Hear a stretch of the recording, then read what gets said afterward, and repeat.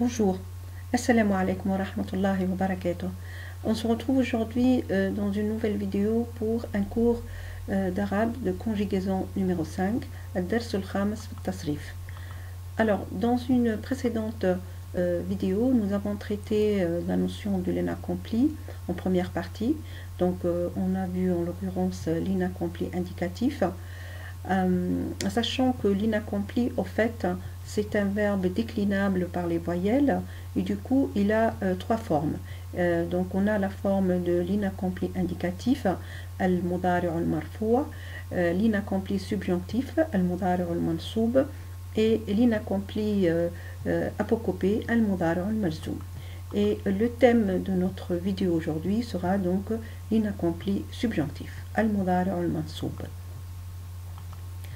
Alors, donc nous allons prendre quelques exemples et on va comparer la formation en fait de l'inaccompli indicatif avec celle de l'inaccompli subjonctif.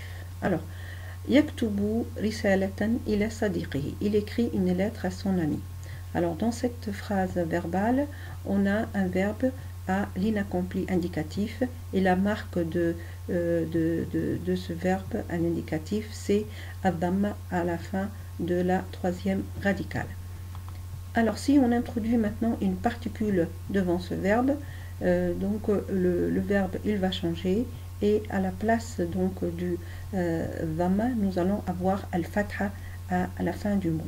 Et en plus on a ajouté un autre verbe devant le an qui a un petit peu modifié le sens de la phrase. Donc yanbaghi an yaktuba risalatan ila sadiqihi. Il faut qu'il écrive une lettre à son ami. Et donc ici, au fait, le subjonctif, il traduit un ordre dans cette phrase. Alors, on passe à un deuxième exemple.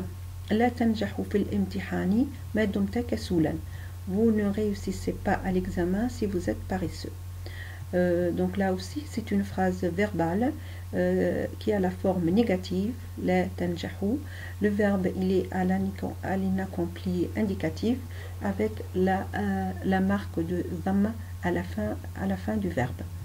Alors, si on introduit maintenant une autre particule devant ce verbe, donc là aussi, le verbe, il va être modifié et on obtient donc l'inaccompli subjonctif. Lan tanjaha fil imtihani ma dumta kasulan. Vous ne réussirez pas à l'examen si vous êtes paresseux. Donc on a également la forme négative, mais ici avec le ton du futur. Donc ce qui constitue donc au fait l'inaccompli subjonctif. Troisième exemple, kharaja al-waladani ila al-ghabati yatafassahani. Les deux enfants sont allés dans la forêt se promener. Donc on va s'attarder sur le deuxième verbe ici, yatafassahani. Donc là aussi c'est un verbe à l'inaccompli indicatif. La marque de l'indicatif ici c'est l'établissement du noun, puisqu'on a ici la forme du duel et avec l'ajout donc du alif ou noun à la fin du verbe. Alors si on introduit maintenant une particule à ce verbe pour former l'inaccompli subjonctif, on obtient kharaja al-waladani ila al-ghabati liyatafassaha. Les deux enfants sont allés dans la forêt pour se promener. Donc on voit bien qu'en introduisant le lemme du subjonctif, la particule lemme, donc on a modifié le verbe et on a supprimé le noun et on a gardé la voyelle longue. Donc du coup ici on obtient l'inaccompli subjonctif. Donc on peut dire que le verbe à l'inaccompli, il est toujours régi au nominatif jusqu'à ce qu'une particule du subjonctif vienne le régir. Alors justement, l'inaccompli subjonctif se distingue donc par une fatha sur la troisième radicale ou par la suppression du noun après une voyelle longue. Bien sûr, lorsqu'il est précédé par des particules de subjonctif. Alors justement, quelles sont les particules de subjonctif? Donc nous avons déjà vu trois dans les exemples que nous avons cités. Donc les particules du subjonctif qu'on appelle huruf al-nasb donc sont nombreuses. Alors on va citer quelques-unes, les plus importantes. Donc on a déjà vu n qui veut dire que en français. Donc yajibu an tadhhaba ila al-madrasati, il faut que tu ailles à l'école. Donc elle est utilisée généralement pour indiquer l'ordre, hein, ou pour traduire une action à réaliser. Donc elle est aussi introduite par un verbe. Donc on dit uridu an, awaddu an, arju an, yanbaghi an, donc pour introduire soit un ordre, soit une action. Deuxième particule lan, qui veut dire ne pas, et il indique également le futur. Donc lan ubariha bayti, je ne quitterai pas ma maison. Lem, qui indique pour la cause au fait. Donc ja'a sadiquka liyal'aba ma'aka, ton copain est arrivé pour jouer avec toi. Alors d'autres particules, kay, afin que ou pour que, a'tini qalaman kay aktuba ad-darsa, donne-moi un stylo pour que j'écrive la leçon. Hatta, qui veut dire jusqu'à ce que. Asuqu bi but'in hatta atajannab al-hawaditha, je conduis lentement afin d'éviter les accidents. Fait, qui a une notion de conséquence. Zurni fa ukrimaka, rends-moi visite afin que je t'honore. Et enfin al-waw, notion de contradiction. Donc la ta'kul wa tatakallama. Donc on voit ici qu'on a deux verbes, les deux sont à l'inaccompli, l'un à l'inaccompli indicatif et l'autre à l'inaccompli subjonctif, grâce à l'introduction du waw devant le verbe. Ne parle pas en mangeant. Donc voilà les principales particules du subjonctif. Donc il existe d'autres qui sont peut-être moins connues ou moins utilisées, comme idhan ou aw. Alors l'inaccompli donc subjonctif se conjugue à l'aide de préfixes et de suffixes. Donc en fait il garde le même timbre que l'inaccompli indicatif.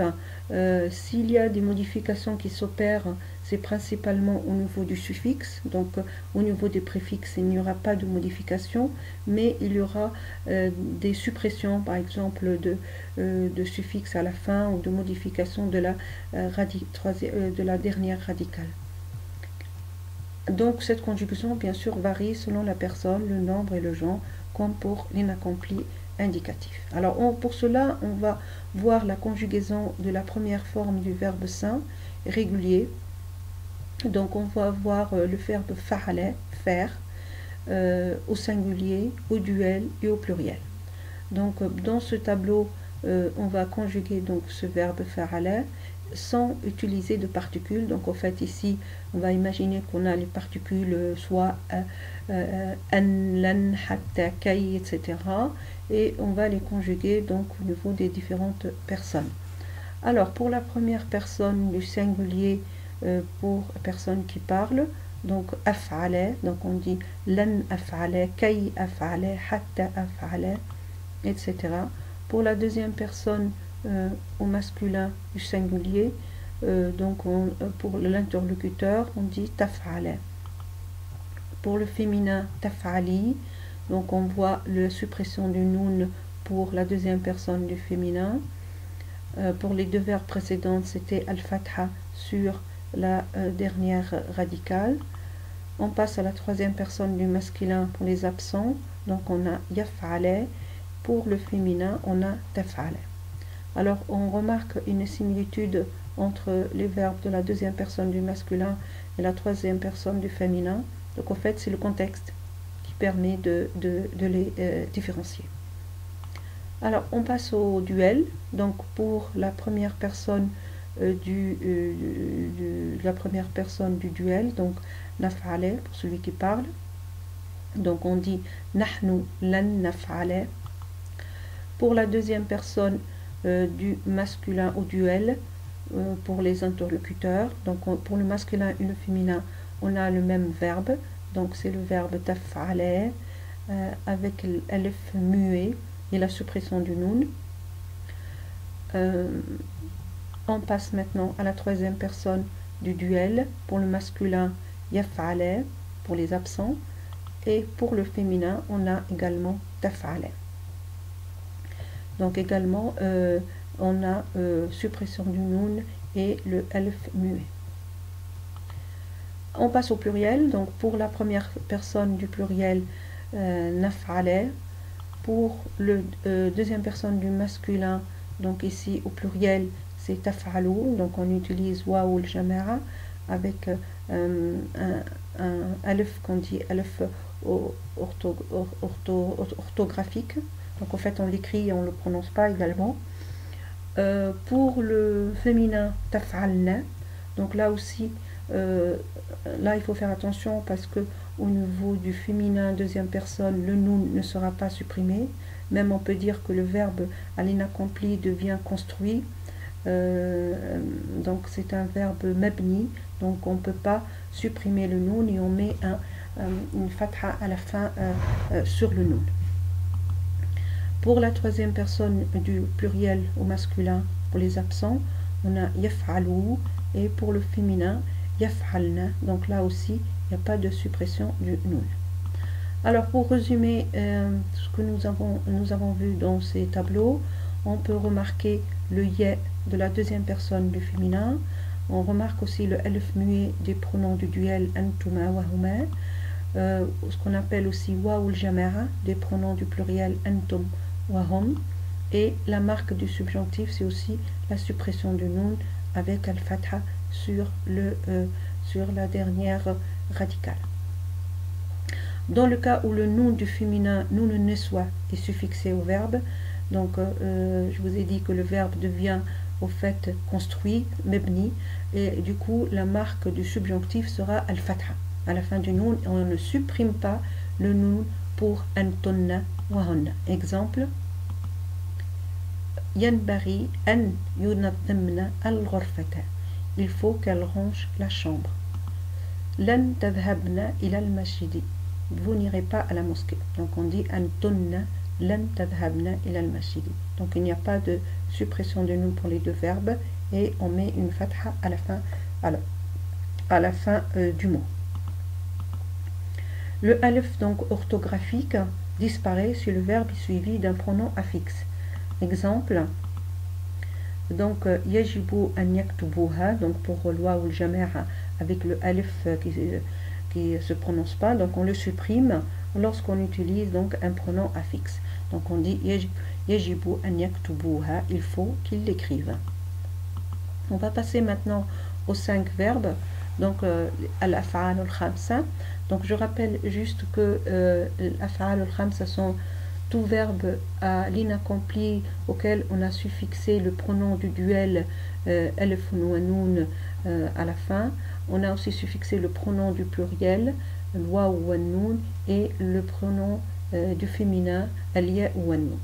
Alors, quand ce type de verbe, donc, il est conjugué à l'inaccompli au subjonctif, la marque de ce temps sera la suppression du noun, hadf noun.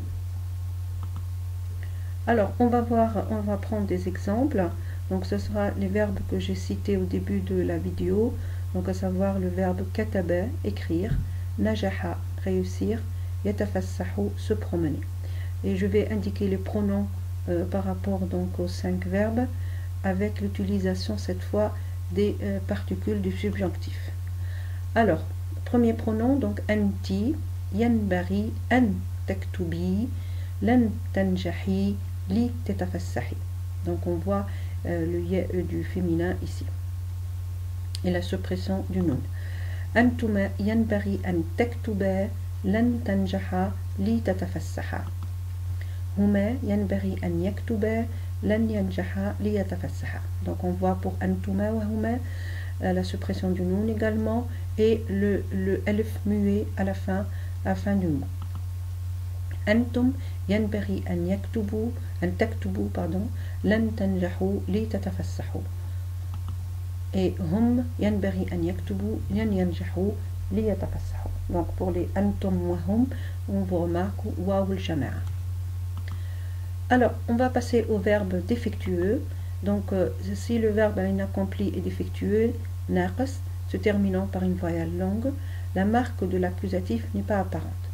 Alors, vous remarquez que ici j'ai utilisé la notion de marque de l'accusatif, qui veut dire au fait la même chose que l'inaccompli subjonctif. Donc, on peut utiliser l'inaccompli subjonctif ou l'expression l'inaccompli accusatif, il n'y a aucune différence entre les deux expressions. Bon, c'était juste une parenthèse. Alors, je voudrais donc revenir à la notion de verbe défectueux, naqs, et pour pouvoir l'expliquer, donc je dois vous expliquer la notion de verbe en arabe. Alors, donc le verbe en arabe, il est composé en deux grandes catégories. On a le verbe sain, le verbe donc as-sahih, et le verbe faible. Donc le verbe sain, c'est un verbe au fait qui, lorsqu'on le conjugue à l'inaccompli ou à l'impératif, il ne change pas. Il ne subit aucune modification au niveau de ses lettres.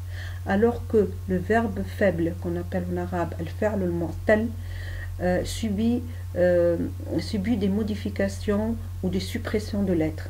Et donc du coup, ça nous permet de le classer dans une autre catégorie. Alors d'abord, qu'est-ce qu'on appelle un verbe faible? C'est un verbe qui est composé de lettres faibles, de lettres qu'on appelle en arabe ahruf al-'alla, qui sont au nombre de 3, donc al-alifu, wal-waw, wal-ya.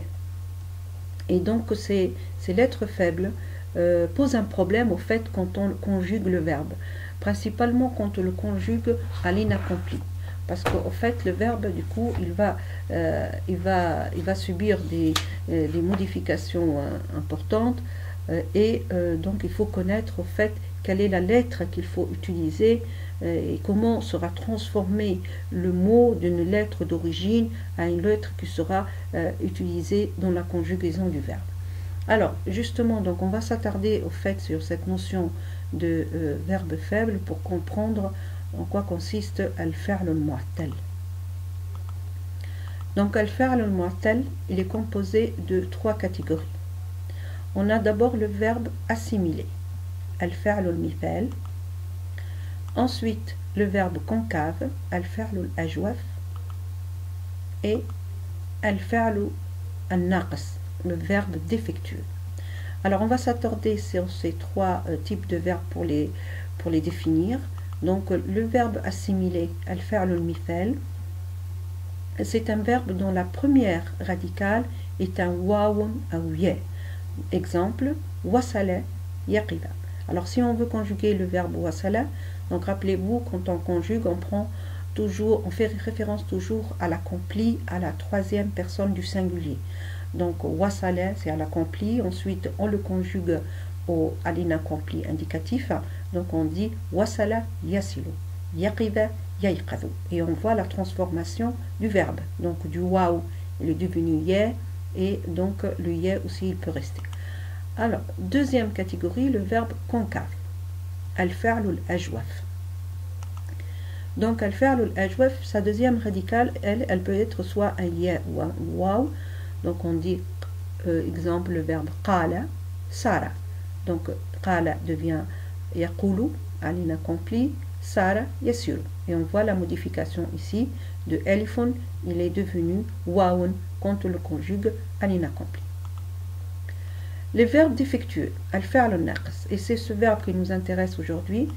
Donc le verbe al-naqs, sa radicale finale peut être donc alifun ou ya, et qui peut être modifié quand on le conjugue. Donc on a l'exemple de naha, shaka, donc on dit naha yanha, shaka yashku.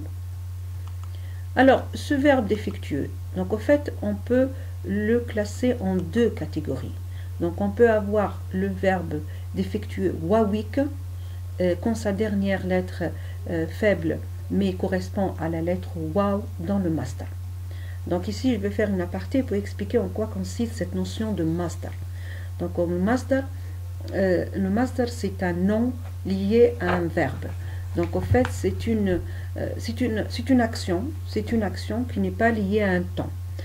Ça permet de traduire l'infinitif en arabe. Et on l'obtient généralement en ayant une construction dans laquelle on évoque le verbe à l'accompli, la 3e personne du singulier, l'inaccompli indicatif, et en 3e position, on trouve donc le masdar au cas direct. Alors, je vous donne un exemple pour mieux vous illustrer cette situation. Donc, pour le verbe appeler, il veut dire da'a. Donc, on dit da'a. Donc là, ici, il est à l'accompli, à la troisième personne du singulier, l'équivalent de l'infinitif en français. Donc, ensuite, on utilise l'inaccompli indicatif, donc da'a yad'u. Et à la troisième position, on trouve al-masdar, da'wan. Donc, al-masdar, c'est le cas donc, de ce verbe, de cette action qui n'est pas liée à un temps, qui est donnée sous forme d'un modèle, parce qu'il y a au fait en arabe toujours des modèles qu'on utilise pour former des mots. Donc on peut, comme ici, le modèle fa'alun, fa'alan, donc on peut trouver fa'oulun, fa'ilun, etc., etc. Donc ça, on ne va pas trop s'attarder là-dessus, parce que ce n'est pas le propos de ce cours, mais c'est juste pour vous expliquer à quoi sert le masdar. Donc le masdar va nous permettre de connaître la nature de la lettre d'origine. Et cette lettre d'origine, elle sera utilisée quand on va conjuguer principalement le verbe au niveau de l'inaccompli subjonctif. Parce que comme je l'ai dit tout à l'heure, le al-fi'l al-mu'tal, donc en l'occurrence le verbe défectueux, il subit donc des modifications quand on le conjugue au niveau de l'inaccompli et de l'impératif. Donc il faut savoir quelle est la lettre qu'il faut utiliser en ayant recours au masdar. Donc en utilisant le masdar ici, on voit que on va utiliser al-waw pour conjuguer ce verbe. Alors du coup, pour le conjuguer à l'inaccompli subjonctif, on dit lan yad'u. Et on voit la marque apparente de l'inaccompli subjonctif qui est al-fatha sur al-waw. Alors nous avons dit que le verbe défectueux donc peut être wawikun ou ye'ikun. Donc ye'ikun, ça veut dire que sa dernière lettre faible correspond à la lettre ye dans le masdar. Donc on a toujours recours au masdar pour voir quelle est la lettre qu'on va utiliser pour conjuguer le verbe à l'inaccompli. Exemple, le verbe marcher. Donc on dit masha, yamshi, mashyan. Masha à l'accompli, yamshi à l'inaccompli indicatif et mashyan c'est le masdar.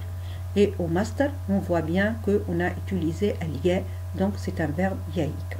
Donc quand on va le conjuguer maintenant à l'inaccompli subjonctif, on dit lan yamshia. Et là également, la marque de l'inaccompli subjonctif, c'est al-fatha apparente. Donc c'est une marque apparente sur la dernière radicale. En revanche, si on prend le verbe s'activer, qui veut dire en arabe sa'a, donc sa'a, yassa'a, sa'yan. Donc ici, on a également l'accompli, l'inaccompli indicatif et le masdar.